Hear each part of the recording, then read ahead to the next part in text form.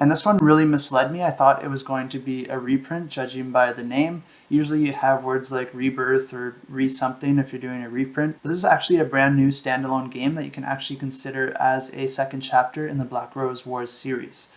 And although this is going to be a different game, there's still going to be a ton of similarities to the original. And the original game was a competitive fantasy game of deck building, strategy, and combat. And this new one's going to be that exact same type of game. And in both these games, players are powerful mages competing to reach the top of their ranks by fighting in hexagonal rooms. But in the original, you were destroying those rooms. Well, in this new one, you're actually going to be fighting in those ruins while trying to rebuild and reestablish those rooms that were previously destroyed. And this one's going to be our pick of the week. And it's not surprising, as the original game has had some really nice reviews and a really great rating over on BoardGameGeek. And all these tiles start very green and overgrown with vegetation because this game takes place 25 years after the original Black Rose Wars. And players are going to be using 6 schools of magic to achieve their different goals, and each school of magic behaves a little differently. One might help you summon powerful creatures, one might deal direct damage, while another might allow you to enchant and deceive the other players. The game system is divided into a few different phases, but each turn you're going to be gaining a new spell of your choice,